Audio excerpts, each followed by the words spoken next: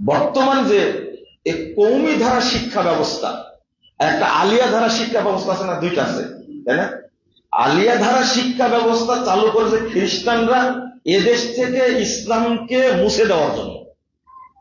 এটা যারা কামেল pass, ফাজেল pass, তারাও জানে এটা। যারা কামেল মাদ্রাসায়, ফাজেল মাদ্রাসায়, দাখিল মাদ্রাসায় চাকরি করে তারাও জানে যে এখানে কোনো ইসলামী শিক্ষা নেই।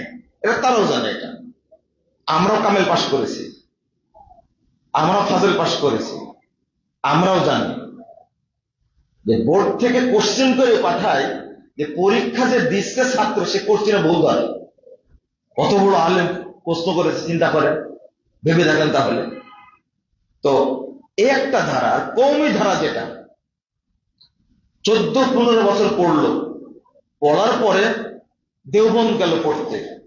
যারা দেওবন্দ থেকে পাশ করে তারা নামের শেষে কাসেমি লেখে। কি লেখে? কাসেমি লেখে।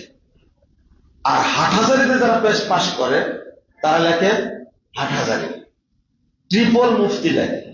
কেউ কেউ কি ট্রিপল মুফতি বুঝেন তো? মানে কয়বার?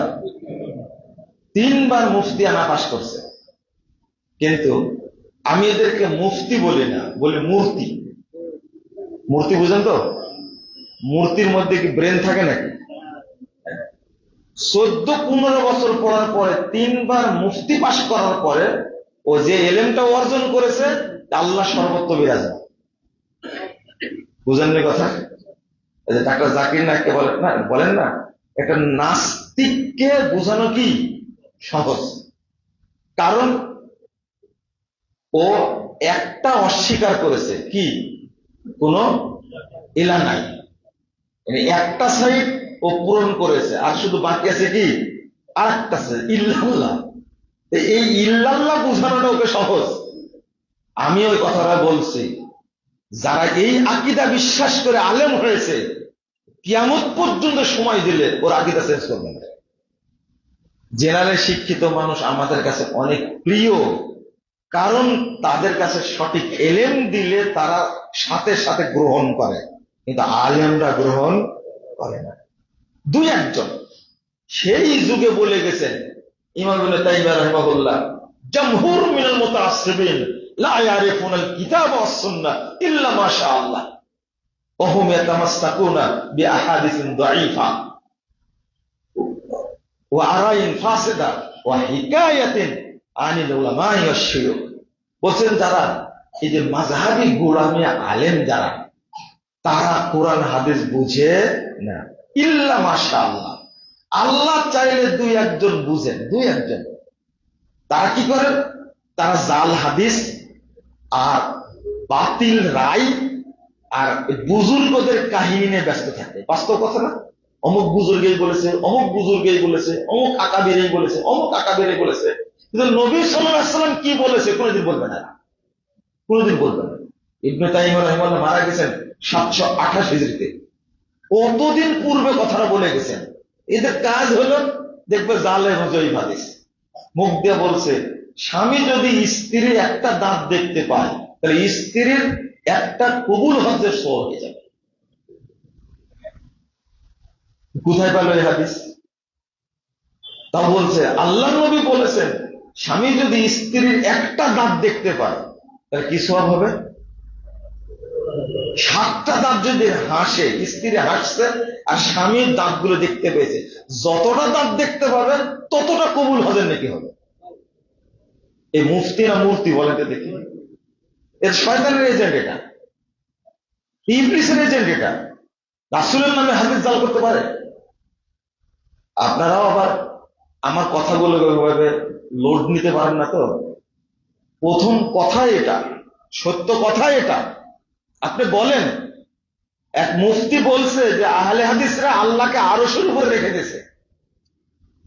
আমরা রেখে দিছি আরশের উপরে? আল্লাহ কি বলছেন? আর রহমান আলাল আরশে ইস্তাওয়া। আহলে হাদিসদের একটা বাচ্চা যে ইলমটা আছে, ওই 96 বছর বয়সী বুড়ার এই আলেমের সেই ইলম নেই। এটা রাসূলের যুগ থেকে, এটা রাসূলের যুগ থেকে। আল্লাহ বলছেন আল্লাহ আরশের উপরে সমুন্নত হয়েছেন, আল্লাহ বলছেন। এটা আহলে হাদিসরা বলল? কালামটা কার? কোরআনের আয়াতের অস্বীকার করে, কাফের হওয়ার জন্য এটাই যথেষ্ট। কাফের হওয়ার জন্য এটাই যথেষ্ট। আল্লাহ নিজে বলছেন, আল্লাহ কোথায়? আরশে। এখন বলছে জানেন যে বিজ্ঞানের যে উৎকর্ষ, মূর্তির বক্তব্য, বিজ্ঞান যেভাবে এগিয়ে যাচ্ছে, এক সময় সপ্তম আসমান ভেদ করে আল্লাহকে গ্রেফতার করে নিয়ে চলে। আচ্ছা, এই মুফতিকে কি দিয়ে উত্তম মাধ্যম দিলে ভালো হয় বলেন তো দেখি? আপনারা বিচার করেন। এটি মানুষ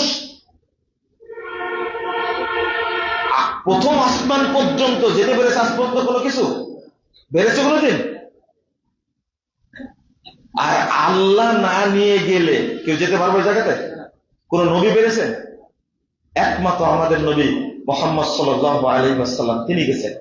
আসমানের দরজায় পাহারাদার নাই? আছে? ওই মুফতি, এই মূর্তির তো এলেমটাই নাই যে আসমানের দরজা খোলার অনুমতি লাগবে না? বিজ্ঞানী ওই পর্যন্ত গেলে ঢুকতে পারবে? আর যাওয়ার সম্ভাবনা আছে? কেমন জাহেল, আল্লাহকে কিভাবে অপমান করে! আল্লাহকে তো একসময় গ্রেফতার করে নিচে নিয়ে আমার ছিলেন। তৌবা তৌবা, আস্তাগফিরুল্লাহ, আস্তাগফিরুল্লাহ। এরাই হলো দেওবন্দি মুফতি, এরাই হলো কাসেমি। তো এই শিক্ষা অর্জন করে কি করলেন? এই শিক্ষা অর্জন করে বলছেন যে আল্লাহ নিরাকার। আল্লাহ কি? আল্লাহ কি? নিরাকার। আচ্ছা, কিয়ামত কি হয়েছে? হ্যাঁ, আমি একটা চাক্ষুষ হাদিস বলি,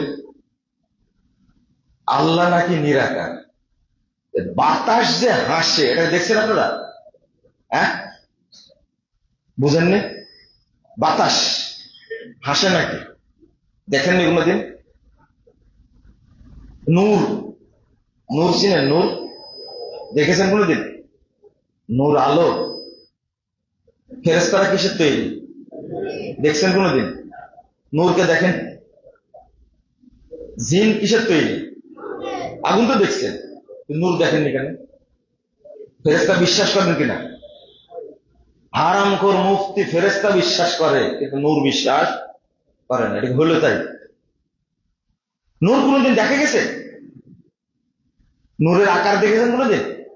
না, আকার দেখেনি। তো আল্লাহ রাব্বুল আলামিনের আকার আছে, তার হাত আছে, তার পা আছে, তার মুখমণ্ডল আছে, তার চোখ আছে। আল্লাহ নিজে কোরআনে বলেছেন, আল্লাহ নিজে, ঠিক করে দাও, আল্লাহ নিজে কোরআনে বলে দিয়েছেন। তো এটা বিশ্বাস করবে না।